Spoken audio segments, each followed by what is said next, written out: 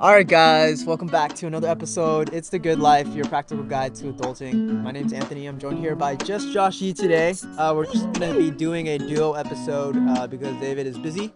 Um, Welcome to episode 5, where we will be talking about a little bit about Gen Z and what that entails, Yeah, and how our experience has been as being Gen Gen Z. Z. Yeah. But anyways, how are you doing, Josh?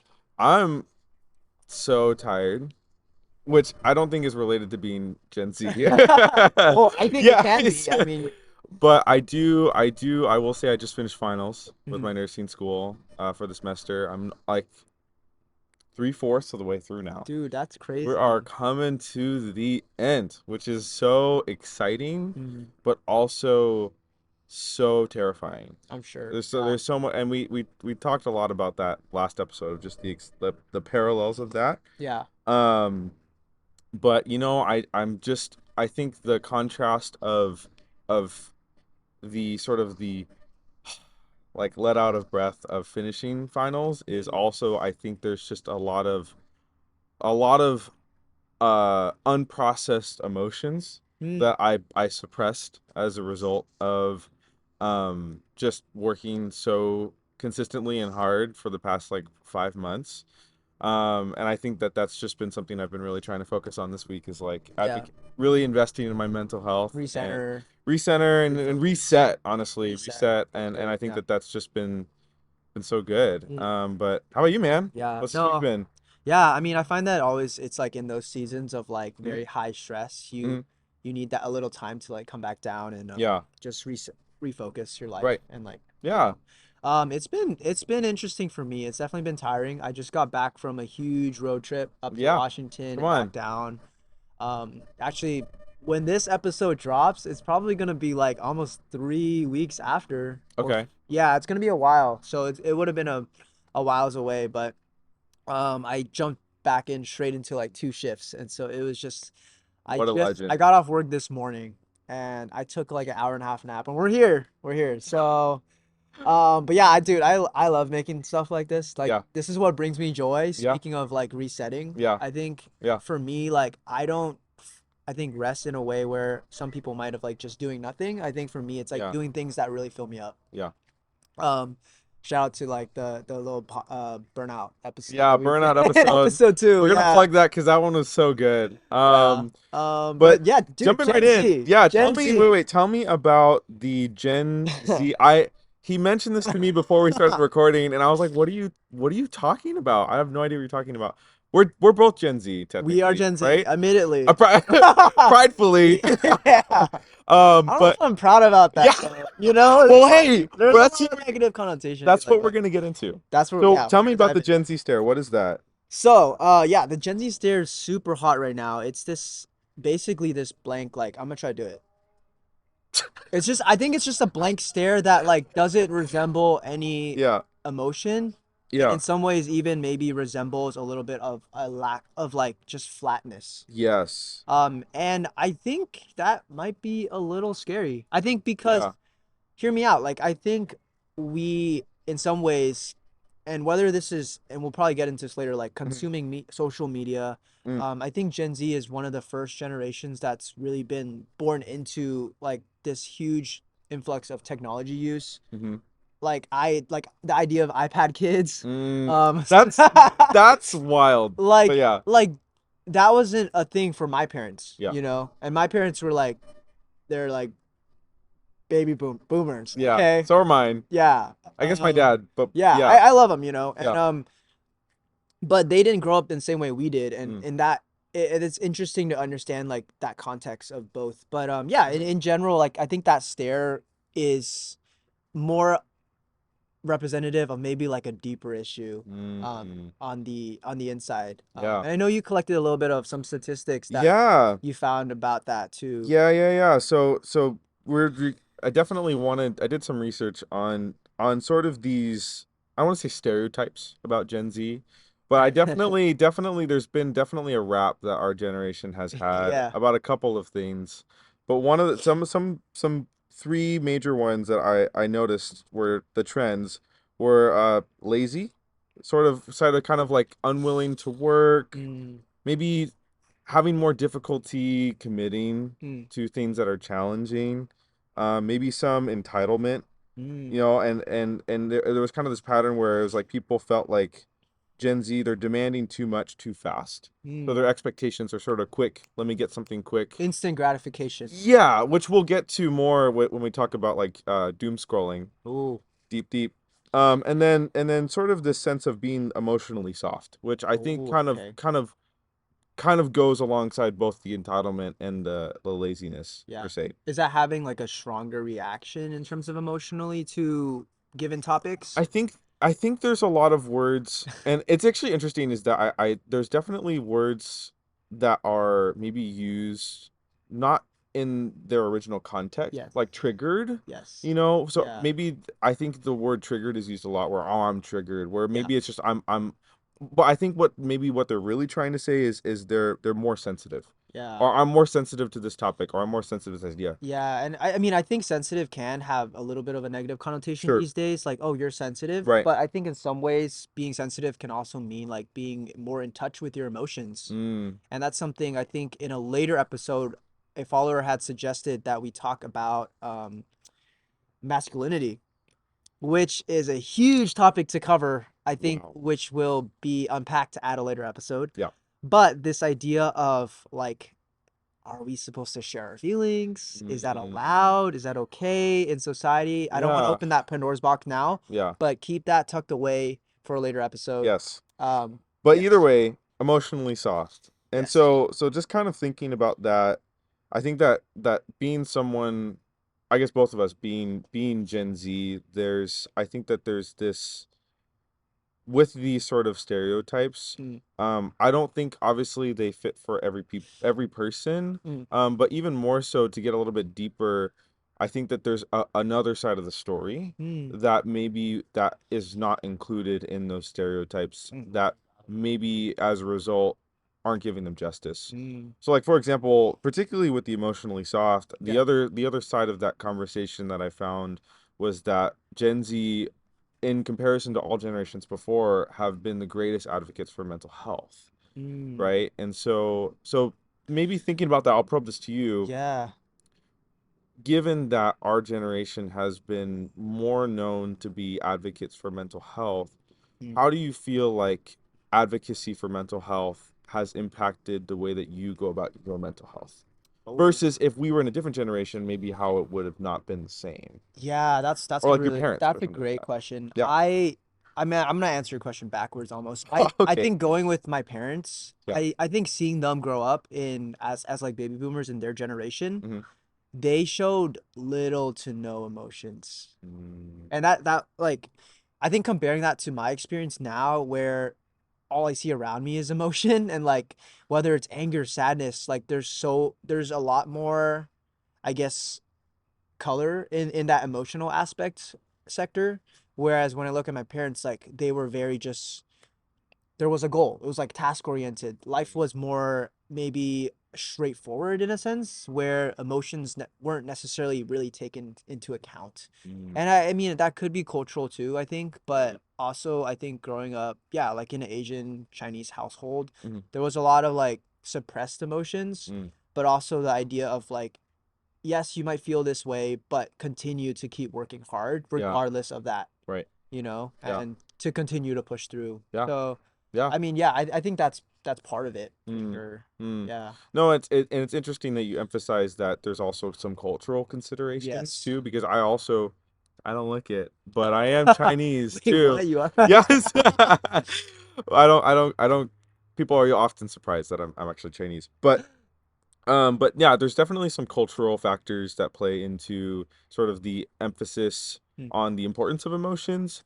But definitely I think so there's some generational differences. mm, So like even thinking about my grandparents, my on my dad's side, which is the Asian side, there was a change not I don't want to say there was a lack of emphasis on emotions, but mm, they were always secondary mm, because my grandparents grew up in the Great Depression mm. and the value was you have to survive. Yeah. Feeling things didn't weren't as important because okay, you might feel sad about something, but that's not going to get food on the table, That's interesting though. Like right? there's a different priority. Yes. Yeah. Yeah, and that for me, I don't want to say that it helps justify that change of perspective on emotions, but it helps me understand better. Particularly when I have conversations with that generation of people, not to generalize them, Yeah. but to, I guess, understand. Where I was like, I'll talk to my grandparent, I talked to my grandma about my difficulties in nursing school, and she just, it's harder for her to meet me at that level. Yeah. Not that she can't, it's just not in her toolbox Yeah. as much as it is for me. Yeah. Yeah, I mean, going back to the emotional, Mhm, aspect of being a little bit more emotionally in tune, mhm. why do you think that is? You think it's because of the exposure of social media or just, Yeah. yeah, like why do you think that transition occurred? Yeah. I mean, there definitely seems to be, probably as a result of multiple things. Sure. My Absolutely. guess is just on limited research I've done in my own personal experience. Yeah. I think social media has definitely fleshed out the human experience Mm. because we're no longer as privatized, Good. right? That's good. Yeah. Right? Yeah. I think you agree with me, right? Is Yeah. that vlogging, like the concept of vlogging, the concept of podcasting, people are putting themselves out there not only socially but emotionally Yeah. in a way that has never been done before. Right. But what I understand Yeah, is social media, podcasts, content is also portrayed in a certain perspective. Wouldn't you say like yeah, social media isn't real life? It's a angle that people want to show to other people, yeah, right? Like, isn't that yeah. true too? Yeah, no, and that's really interesting because I think the same thing. I watched this documentary once. I don't remember what it's called, but it was about cinematography Okay. and it was particularly movie making, Okay. where it was particularly talking about by coincidence, the emotional portrayal, Uh-huh. where it was they were talking about this particular like actor actress scene Mm. where the emotions felt so real, Mm. but then the scene stopped and they just clicked back to normal people. Wow. And it's like it's that all I have to say is to emphasize how what we see on the screen on TV is may or may not be a direct reflection of the actual emotions of those people Mm. and or their lived experience. Yeah. And so, but either way, I mean, I do think that we're talking about emotions more. We're talking about emotions more than we ever have Across the before. board, yeah. Yeah. Right. What are your thoughts on like therapy related to mental health? That Do you think is, it's helpful? Do you think it's not? I think it's helpful. Okay. I think it's helpful. I also think that there, some people have, I'm gonna use the word therapy Yeah. in quotes, more built into their life Mm. compared to other people. And what I mean by that is I think some Go into more people, depth. yes, I think people kind of, you might have a family member that acts like a therapist to you. Yeah. And what that might mean is just maybe a safe space where you can talk about your feelings and what you feel and, and not feel like you're judged. Mhm. Whereas someone might not have that access in their family or someone close to them, and they might have to Yeah. seek that elsewhere, Yeah. from an external source. And Yeah. so that's where, people like by the title of therapist come in, where they can, provide that for other people. And so, Yeah. at the root of it, do I think that we need to have some place safe to share our emotions? Yes, Yeah. Yeah. but where you go to find that, I think can look differently in everyone's life. Um, yeah, I mean, what Mm. are your thoughts on that? No, I am such a huge advocate for therapy. Yeah. Because I've gone to therapy for, oh my God. I went to therapy from when I was around 4 years old until I was around 17. For an external therapist, right? Like not This necessarily someone in your family, like someone that No, you like an actually actual therapist, like an okay. actual Yeah. professionally certified therapist. Yeah. And then I took a gap, and then I'm still going to therapy now, Mm. and it's such a invaluable resource to bounce off my lived experience to someone who has no relation to any of the people or experiences I'm talking to. Mm. Amazing resource. If you are thinking about going to therapy, I think that there's more. I would give you more of a yes than a no. Yeah. But kind of want to transition a little bit here from talking about mental health to talking about resilience Mm. of our generation. And something that kind of came to mind, especially going back to like talking about like my grandparents and the Great Depression, is One interesting quote that I remember hearing about resilience was that war brings resilience and it brings peace, but peace also brings like softness. Where it's like our grandparents fought for, and our generation before fought for the freedoms that we have now. Yeah. But by having the freedoms and the peace that we have, it actually doesn't produce resilience. It was not necessarily something that I don't want to say like I fully agree with this, but it was just a stance that really sort of intrigued me. Yeah. With maybe perhaps that explains some of the stereotypes that are associated with our generation. What was that last part you just said about resilience? You said we don't appreciate it, Or I guess more so like peace doesn't produce resilience. peace doesn't. Yes. You know, or more so it's like the lack of conflict doesn't produce resilience. Where it's like conflict produces resilience, if that makes sense. Yeah. Like Yeah. and that was sort of kind of it, that quote was sort of meant to explain why the generation before us were more resilient Yeah. and why we're not. Oh, that's good. Yeah, you know, and so Yeah. I guess less so to say like this is how you should live. So It's more of a talking point to Oh, kind of wow. go into the depth of resilience. So, I mean, trial by fire, right? Like Yeah. going through, and we touched on this episode 4, last episode. If you haven't watched that yet, it's a great one. But the idea of like going through hard times is what creates our resilience in some ways. Like it makes us, what doesn't kill us makes us stronger, right? Yeah. Kind of cliche, but I think the idea that, I think that's a question worth asking is like, is Gen Z more, or I guess less resilient than the previous generation? Like, do we have more trouble processing our own emotions on our own? Because the idea of therapy kind of more so recently appeared.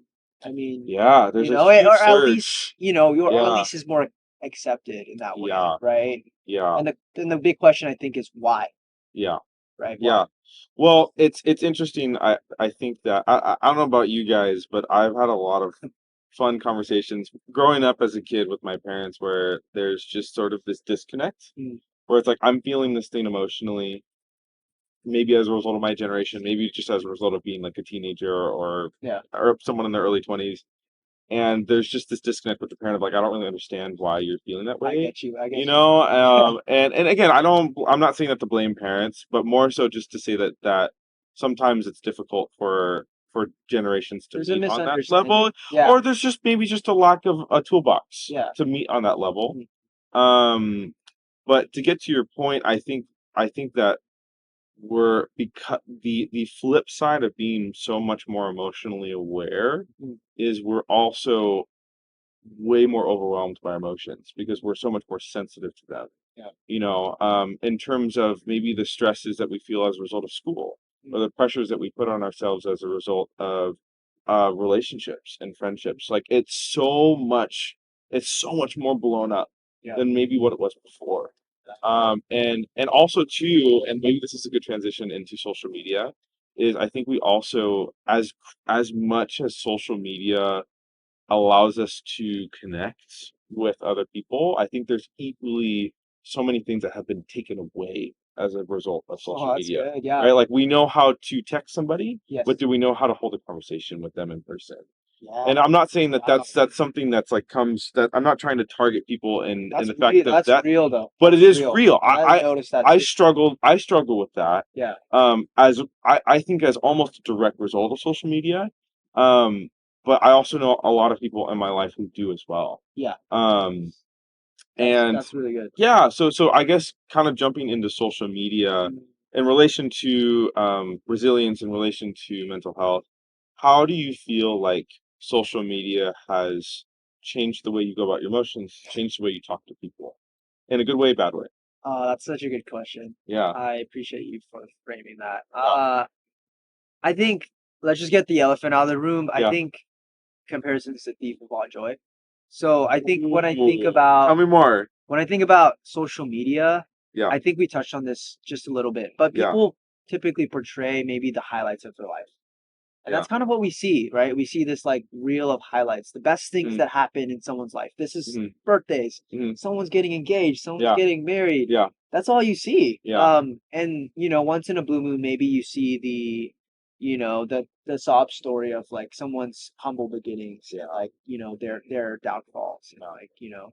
But in I think what that kind of does to get to the point is that it creates this framework in our brain to think that, well, life is maybe bigger than or more like exciting or more exhilarating and Mhm. full of more achievements than maybe it really is made to be, you know? Right. It's kind of painted in this way where it's like our expectations are now up here, Mm. where in reality, like we're all just pretty normal people that, Yeah.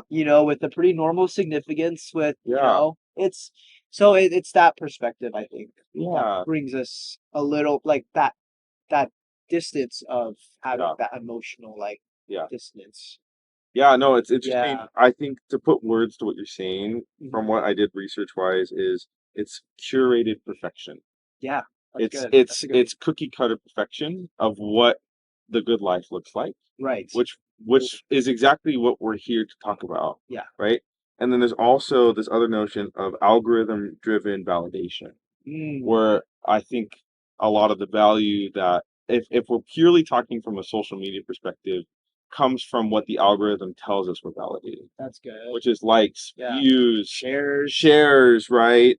And follows. and Yeah. and it's interesting, some of the studies I found where it says more time on social media correlates with higher rates of anxiety, depression, body image Wow. changes, body image dysmorphia. Yeah. And it makes sense Mm, because if we are purely measuring our value mhm. on these algorithms that are based on things that are not truly measuring and comparing how things should be compared, then of course we're always going to think more negatively of ourselves.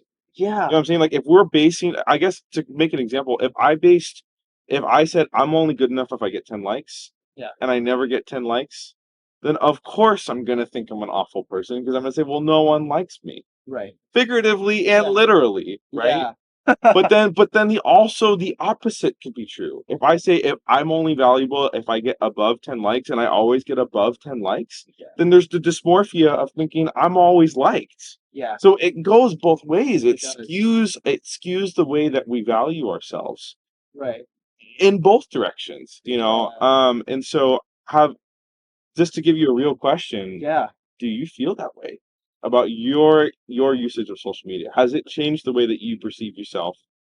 I think knowing that it definitely has. I Yeah. think you touched on that topic of doom scrolling Yeah. a little bit earlier ago. Mm. And I think the reason why it can be so detrimental for a lot of people is because we are consuming this curated cookie cutter content, like you just said Yeah. earlier, right? Right. The curated And perfection. the curated perfection, and if that's all we see, then that essentially is our sometimes that can be our become our view of Yeah. what reality is, right? And so we think reality is these real highlights that we see, Yeah. all the good things that happen. People Yeah. get married, people Right. graduate, they achieve all this stuff, and when we just go back into our own lives, we don't see any of that. And so of course we feel down. Yeah. Of course we're broken. It's because that there's just such a big discrepancy between those things. And in my Yeah. personal life, I think the practical aspect, right? Because we want to be practical here. Um, in our adulting, I This is think your guide. yes, I think, and take it for a grain of salt. But I think for me, just realizing that and being critically thinking about how that affects me, Yeah. I think my attitude towards social media has changed from less consumption and more creation. And that brings us to why I think I started this podcast. Yeah. And it's a root of it because I think we spend so much time consuming things Mm. when I think we were really created to create, Yeah. and I think Totally. there's so much beauty in that, in Yeah. like putting more good into the world. Yeah. Um, and so that's kind of how I take that. Yeah, I'm curious. How do you typically? Because I know it's a huge thing. I mean, social media, doom scrolling. I still do it, and Yeah. I'm guilty of it. Yeah. Guilty as charged. But how do Yeah. you maybe refrain from that, or do you refrain from that? Yeah. Do you set Well, your boundaries for yourself, or yeah, I would say I'm at a big disadvantage because I also have ADHD. In okay? case you hadn't already noticed, based on how much I babble. But it's actually very interesting because I think a lot of my perspective on refraining from social media came from you, Mm, like 2 years ago, okay. where you were. I remember there was not to blow your bubble, but I it was we were talking about. I remember I noticed you were on your phone one time, Mm. and your screen was black and white. Oh yeah, that And was a social I experiment. was, Yeah. yeah, that was like an experiment you're doing, and I remember seeing that. I was like, well, why are you doing that? And I remember your explanation, and you can tell me if I'm wrong, was how you were reading on how change like the absence of color reduces the amount of the amount of addiction and satisfaction that we Yeah. get from our It's a phone. dopamine. Yes, it's like a Yeah. dopamine rush that gets kind of cut off Yes. with the lack of Yeah, yeah. color. And I remember I legitimately tried it Okay. for like a week. There you go. And I remember I just felt so much less attraction and sort of even just habit of going to my phone because the dopamine rush that I was expecting to get from it was no longer expected Yeah. as a result because I kept trying. I was like, oh, I didn't get it. Yeah. And then like 30 seconds later, I'd go back, oh, I got it, whatever. You know, but to answer I guess to get back to your question in terms of refraining, Mm. I for a long time had no social media on my phone. Wow. Deleted everything. Okay. That was an And intentional that was an decision, though. intentional choice. Okay. I had everything. TikTok, Instagram, everything. And I just said, no, I don't I know that if the temptation is there, I'm Oh. going to use it. And so Was there a point in time where you made that decision? Like, do you remember a yes. distinct moment where it's like, oh, this is Yes. overwhelming me now. I have to do this. Story time. Yes. I remember there was one time when it was during my undergrad, Okay. and it was during that time continuity. I worked. I think I mentioned this before, but I worked a lot in my undergrad. Yeah. I just was like getting burnt out, and I remember there was one particular evening that was very important for a lot of reasons. I was halfway through my last semester of college, my first bachelor's. If you watched the last episode, um, and I remember I had just worked like 10 hours. Yeah. I had just written like 5 papers that week. I had classes all week. I was just totally burnt out. And I remember I was sitting on the couch and I was just debating, is this worth it? And I remember the first thing I did was I need to relax. And then and right after I said I'm gonna relax, I started doom scrolling. Uh, Like as if that was my relaxation. yeah. And I remember I was on my phone for like 4 hours. And For like how 1 did it a.m. make you feel afterwards? Were Awful. you more relaxed or no? No. And Okay. and that was the realization I made Yeah. was I exited that experience being like I literally feel more burnt out Yeah. than I did before. And I literally gained nothing mentally. So At the, least for me. so the question is, why do we still do it? Even though, Yeah. right? Like, even though Yeah. it drains us. Yeah. Like, why is it something that we keep going to Right. almost as a remedy for maybe, as you said, like maybe rest or just, relaxation? Right. Right. Valid question, right? Right. And I think that goes back to what you're saying about the a lot of some of the studies I found talked about social media as a dopamine reward system. Mm, And I don't know about you, if you're aware, and this is some of the research I did, is where Google and Instagram and Facebook, they design social media to grab attention. It's a business at the end of the day. yeah. And if you think about it like that, it's pretty ingenious because the way they design it, sort of the infinite scrolling, Yeah. like doom scrolling is designed, It's right? like a lottery. It's a lottery. Yeah. It's like Yeah. a casino. It's a casino. It never ends. And that's an intention where it's like if your feed stopped, of course you would think for a second, well, maybe I should just stop here. Yeah. But because it never ends and it's always it has something new to feed you, Yeah. it's harder for you to stop, you know. Good, And so I think it's the combination of the sort of the dopamine reward system of I see more things, I get more joy yeah. or more happiness. But then the other thing of it is designed to grab your attention and keep it Right. as long as possible. Yeah, like the false advertisement is like more equals more. But Oh, but dude. but the reality of it is more Yeah. of this actually means less. Yeah. Less family time, less Yeah. time with people you love, less time with your kids. Like I think Yeah. I think it's like where's that drawing out of, you know? Yeah. People don't see that side of it. Yeah. I actually got the statistic. Okay, It's kind of terrifying. tell me about it. It's the average person scrolls the height of the Empire State Building in a day. Holy cow. Think about that. Like in terms of how many distances you are scrolling, Yeah. that's how much distance. And that's on average. Like That's on my average. grandma doesn't even use Instagram. So she's already like bottom of it. She's Yeah, like zero. And the yeah, average is like yeah. I can't imagine. But it's that's again the I think the ingeniousness of the design is how we can't we can't we are blind from that reality of this is actually I don't know about you. Maybe you can't do it with your phone, but like how many hours have you think you spend on your phone a day? I think for Non-productive, non-productive. as in Okay. more like doom scrolling.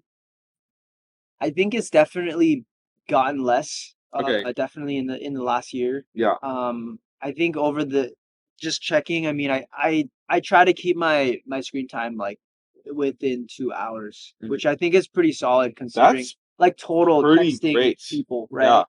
right? Not to like compare, but Yeah. I think yeah, that's a interesting metric too to Yeah. like keep a track of like Yeah. how can we I wonder if screen time like statistically if Yeah. that's associated with like higher rates of depression, anxiety, all those Oh, kind of that would things. be interesting I to wouldn't know. be surprised if it was. I wouldn't be surprised either, based And on what we've seen so far, and what we've talked and about so far. question is though, right? Like in regards to all this stuff that we're Mhm. talking about, Mm. why is no one like why is no one really talking about this? Like why is it just this elephant in the room? Everyone knows that we're scrolling. Mhm. Everyone knows the negative side effects of the scrolling. Yeah. But yet again, going back to that question, we still do it. Yeah. And maybe this is like a good transition point to talking about so what, So what? right? What do we do now? Yeah. But I think that is transition from knowing why, right? It stems ultimately from why do we do this, and then that answer is going into so what. I mean, I think it's because it's pretty culturally accepted, Mm, right? Like I don't think people talk about it because if we talk about it, then the implication is maybe we should stop, yeah. or maybe we should do this. That's harder than saying, well, let's just keep going. That's The true. Yeah. momentum's already there, Yeah. right? So why stop, Yeah. right? And I think a common phrase that I've heard that we've talked about is, well, what's the harm? Mm, I'm just scrolling. No one's getting really affected by this. yeah. What's the harm? You know, but but I definitely have realized going into the so what is yes, it can harm you. Yeah. Moderate without moderation, social media can, from a personal experience, can be detrimental to the lived experience. Yeah. Um, again, what that can look very differently for everybody as to how they can stop that. For you, it's looked differently than how it's looked for me. Right. And there's been seasons where I've deleted all the apps, Yeah. and then there's a season where I have all the apps again, Yeah. but with moderation. But then I get back into that gap, and then I Yeah. delete them all. But I definitely think step one is be aware. Mm, Be aware of what your habits are. Be aware of what your sort of go-to relaxation method is. mm, And if that's doom scrolling, then that's doom scrolling. And being aware of that step one. I think another great thing is, and I want to hear your thoughts too, is know your alternatives, mm. right? And that's something maybe we can get into is like That's good. Yeah. I only realized how harmful doom scrolling was when I realized how great other things were. Wow. You know what I mean? Yeah. Like I started going to cafes, I started reading books, I started listening to podcasts, which yes, are considered social media, but they feed me differently. You know? It was so interesting. I was at work Yeah, tell me. just last night and Yeah. I was talking to a coworker. I doubt she'll listen to this. But Shout out. well, Just I'll keep it I'm just anonymous for kidding. now. But I guess she follows me on social media, and Sure. so she knew I was starting a podcast. She's like, "Congrats on Yeah. on this podcast." Huh. And I remember she told me she just said this one thing. She was like, I was like, "Yeah, like what do you listen to podcasts? You know, just kind of open up the conversation." And she told me, "Oh, I don't listen to podcasts. I just do TikTok now." Okay. I'm like, "What? Wait, like hold on."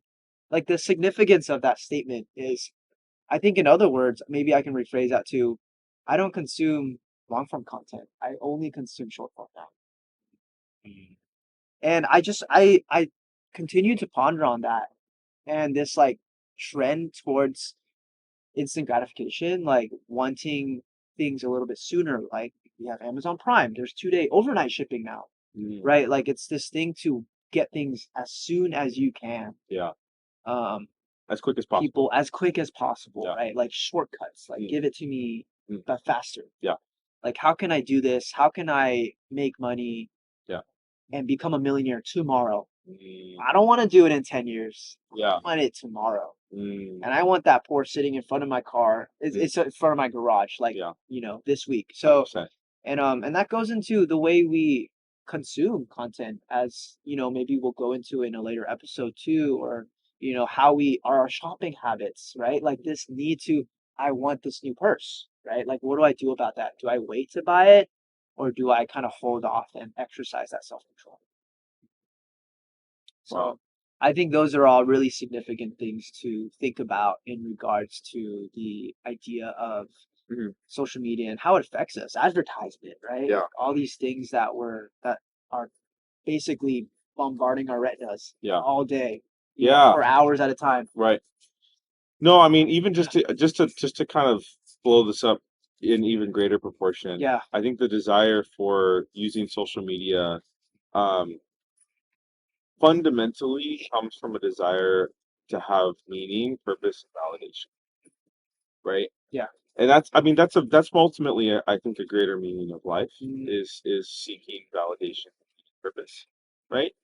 Um, but I wonder if, kind of going into the practical, um, if you are someone who, if you are someone who feels, if a viewer is feeling like someone who is feeling purposeless, maybe meaningless, and maybe feeling not validated as a result of maybe the stereotypes that they feel, maybe the pressures they feel, maybe their mental health, maybe their social media usage. Yeah. What are some practical ways that they can move forward in that space? That's a great question. It's really big, and we can unpack it a little bit more. Yeah. I think one of the things I alluded to earlier, I think, was potentially doing more of a detox situation. I But yeah, think go into that. What do you mean Yeah, I think detox? in the sense that I think detox in the sense that like if something is taking and I think like awareness is that first step, but if something is taking so much out of your life, if it's taking out family time, if it's taking away time from your loved ones, if Mm, it's taking away your ability to connect with someone and just have a genuine conversation, mm, like that's a basic human need yeah, that I think in our generation we have kind of lost. And that's really scary. As speaking as someone who is a part of the generation, as a Gen Z. And so I think sometimes it helps just to cold turkey, just cut it out and see how it feels. mm, Like experience if the grass is greener on the other side. mm, Is it? yeah, Because if it's not, then sure, go back to your scrolling. But I'm pretty confident that once you take that away, you're gonna start seeing a lot more light in some of those other areas of your life. mm, Because I think excitement and I think the happiness and fulfillment is relative, right? When we're constantly consuming this very exciting yeah, dopamine rushing content, yeah, it in comparison to our normal day-to-day life, it makes it, it puts that into contrast and it doesn't feel as, it dims that light. yeah, mm, So that would be something that I think I have heard that I've tried that yeah, has worked, and that can be for a short amount of time, or that yeah, can also be as long as you may need it to be. right. Yeah, It's like the cold turkey approach. the cold Is turkey. in summary. Yeah, or in some ways, like also, doing it in a modified way. Sure. Like maybe you're just using social media on your laptop Yeah, and deleting it from your phone. yeah. You know. And to kind of jump off of that, I Yeah. think that goes into the sort of the resilience conversation, Mhm. right? And going into the fact that discomfort Mhm. equals growth, Yes. and being able to go into it recognizing that. I feel like based on just my lived experience, um, discomfort has probably discomfort is probably more uncomfortable than it's ever been before, if that makes sense. where I think hardship was more normalized Mm. in generations past versus in our generation, discomfort's talked about more, Yeah. which makes it more difficult. It's more accepted, which makes it more difficult. Um, not to say that every person experiences discomforts and challenges in the same way, but more so that because we're more aware of it, that can make it harder. And so just to kind of going back into sort of that cold turkey approach or whatever that looks like in terms of slowing things down that maybe are impeding you to give you more exposure to things that are good in your life. Mm. Um, Leaning into the discomfort is a skill that you have to develop. Mm. It's not something that you just grow up and are born with. Yeah. Unless you're like my dad, who just is resilient from the start. But he's the exception. But otherwise, for everybody else, yeah, learn to be uncomfortable in slow ways. So like anecdote, That's good. or unless you have a thought that you want to Yeah, I mean, be, before you share that story, yeah, I think it's also worth mentioning that resilience builds over time. totally. I think in a lot of ways, like working out a muscle, Oh my god. this is my bread and butter. Right? Yeah. I'm just gonna go back to the analogies, Here but we I go. think we built just like self-control, like anything else, right? Like Yeah, resilience is something that we can build, and yeah, that's good. That totally. gives us hope Yeah, to know that what we have right now isn't what we're going to be stuck with tomorrow. totally. We can make that 1% change Yeah, and get a little better tomorrow, get a yeah, little better the next day, yeah, become a little more resilient. yeah. And eventually you add that up in a year, you got 365% change of becoming more resilient. Like imagine what that would look like over the span of a lifetime. Yeah. But that's also you also it's the balance of having a 365% vision Yes. alongside the awareness that it's not a 365% in a day Yeah. process. And Yeah. that's again going back into sort of the quick rush, give me it now, Right. pushing against that mentality of you're not going to get Yeah. this tomorrow, That's good. but you are going to get it if you do a little bit every day. And it's not linear. It's not It's gonna be. not linear It's either. gonna be Yeah. +1, -5, Yeah. and then next Yeah. day +7. You know, Yeah. you'll have good days, you'll have bad days, Yeah. but at the Yeah. end of it, it's like, are you Yeah. moving towards that direction that you want to be? 100%. No, and so going into the anecdote Yeah. about resilience, I remember that when I first started working out, Mhm. it's actually very this is it's so it's we're gonna get into it, but it's so it's such a working out is such a good representation of learning how to be comfortable being Oh, I uncomfortable, love that. right? So That's good. one of the greatest quotes I've heard from a professor is like you gotta be comfortable being uncomfortable. Yeah. Because I think, especially with working out, it's so multidimensional in being uncomfortable, right? Absolutely. The uncomfortableness is not only with your body fatiguing, Yeah. but it's also the awareness that other people are also there too. And You know, watching and you. watching you, maybe not directly, Yeah. but I remember when I first worked out to the gym, I think I was with you actually. Okay. I remember I was so self-conscious of Yeah. how I looked, how I felt, how I moved. And I was so uncomfortable. I argue I was even more uncomfortable socially than I was physically. Yeah. Um, but I remember the second time I went, there was the okay, I've been here before. Yeah. I've I know we're kind of a little bit more where things are. Uh-huh. I kind of know a little bit more what it feels like to be fatigued. Yeah. Um, but I'm still uncomfortable. Right. And it was just it kind of took day by day, week by week. And now when I go to the gym, there's not even a second thought about being uncomfortable socially or even physically. I'm aware of how I feel uncomfortable. And it's not even uncomfortable. I actually am more comfortable being sore than I am not being sore. Right? I'm Yeah. actually even more comfortable knowing that my form looks correct Yeah. and people are seeing that my form is correct than I was before. Right. So it's like by the other side of it, and again, I'm only talking within the context of working out. I'm not talking about like letting go of social media and stuff like that. Yeah. But if you put yourself in positions that you're uncomfortable Mm. frequently, uncomfortable in the sense of growing, not uncomfortable like you shouldn't, like in Yeah. situations you shouldn't be uncomfortable, or you should be uncomfortable. You start actually enjoying being in positions that challenge you to grow. Yeah.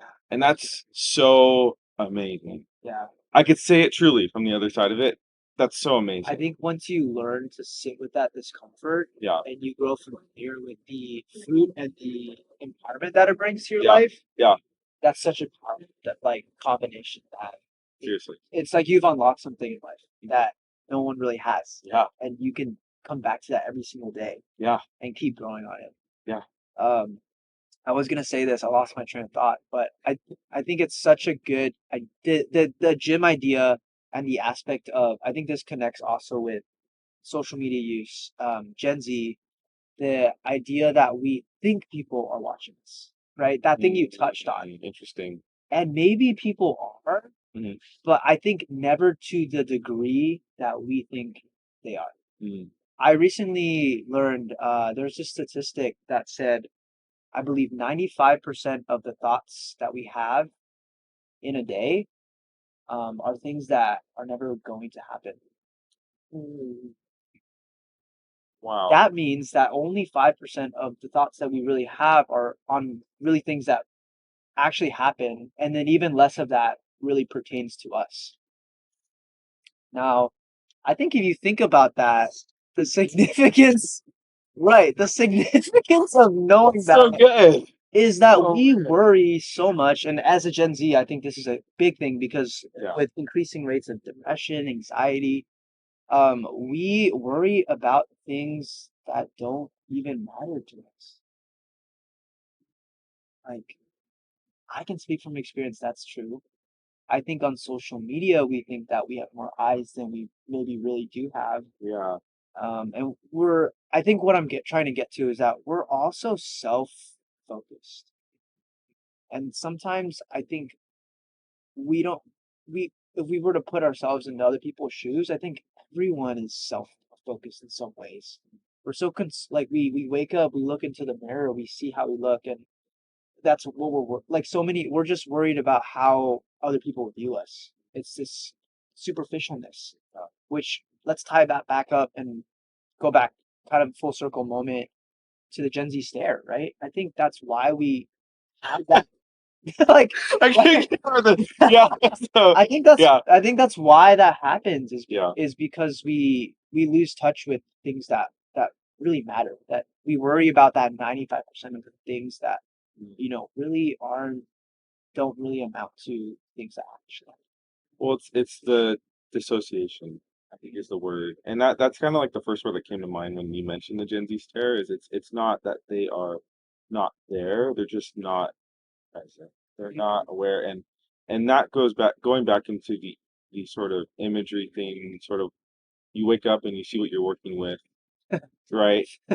Me not much. It's Let's like, be real. yeah, Yeah. it's a bad hair day. Yeah, but if I think social media going a little bit into faith is it can be used by the enemy Mm, to disassociate us from the realities and the character that God has already placed in us. mm. And it's not to say that social media and whatnot can't be used for good. That's good. I'm glad you distinguished that. Because I think it's Yeah, important to say that social media can bring there's good. good aspects There of it. is good, Yes. like there is with all things, Right, right? right. That there can be good in it and God can use good from it. Mm, But equally so, it's a tool that can be also used to skew and sort of dismorph the original identity that we have, yeah, and so yeah, I that's mean, good. That's really good. what are your thoughts on that perspective Yeah, of letting going into the use of social media with the armor of God and that identity that God's placed on us? yeah.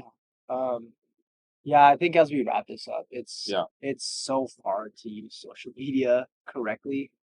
I Ooh, I tell me more. it's such a as someone who uses it, it's Yeah. I think I'm constantly fighting the balance between consumption and creation. And it's so hard for me to and I think the reason why it's so hard is because it's so easy.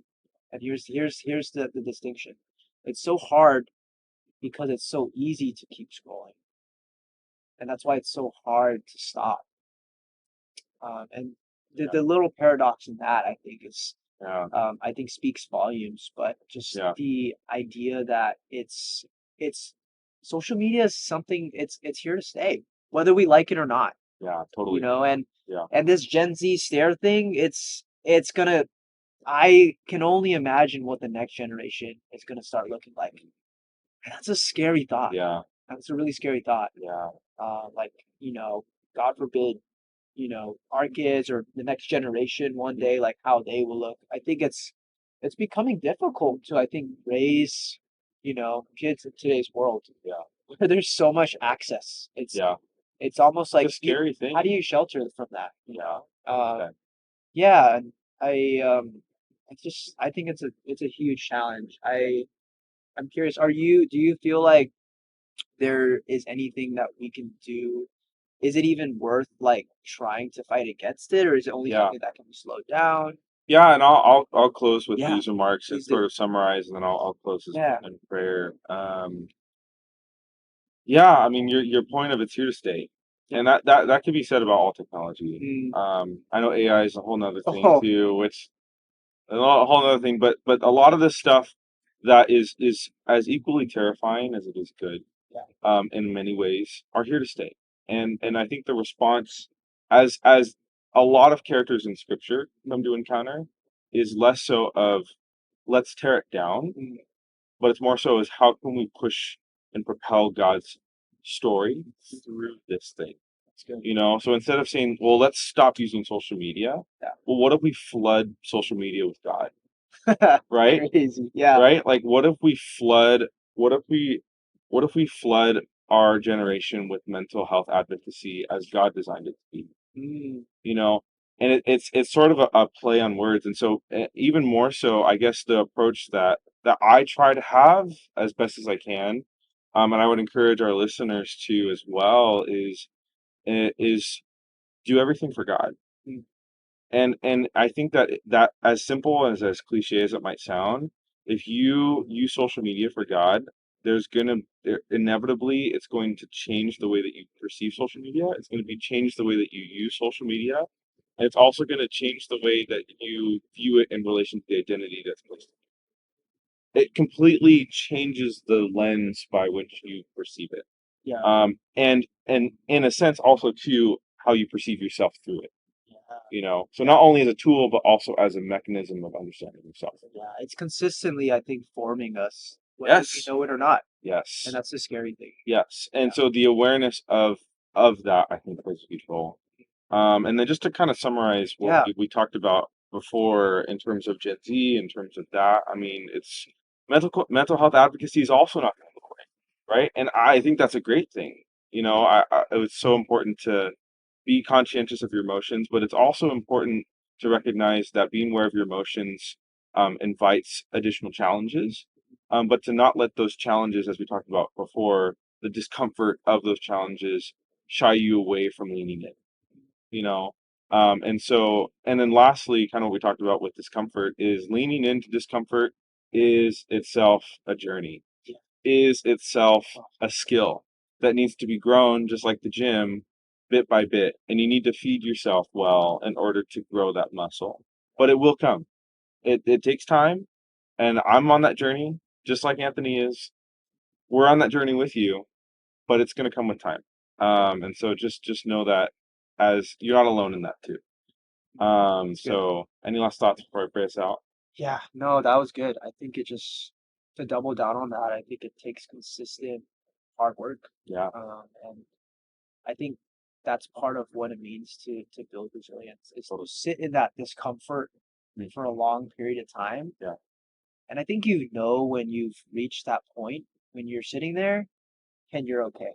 Woo! And so What a word. I think just to leave it there. Come on. Yeah. I'll pray. Heavenly Father, we just come to you today, just with such gratitude for you, Lord. We're just I just can't express the gratitude that I have that we have a Father that cares for us, um, that has placed value on us. No matter what anyone else says, Lord, you're the truth. You're the word that we can choose to believe and live out. So for our listeners, Lord, I just pray if they're feeling concerned about their value, their validation, their worth in this world based on things that aren't you. I pray that you would just reveal yourself to them, and show them that your identity triumphs over any other in them. Lord, I pray that you would continue to work in Anthony and I, that the seeds of resilience that you've planted in our lives will continue to sprout and bloom, and that in whatever hardships we experience now or in the future, that you're there with us, and that you're there with our listeners too. Lord, you're so good. Amen. And Amen. dude, Amen.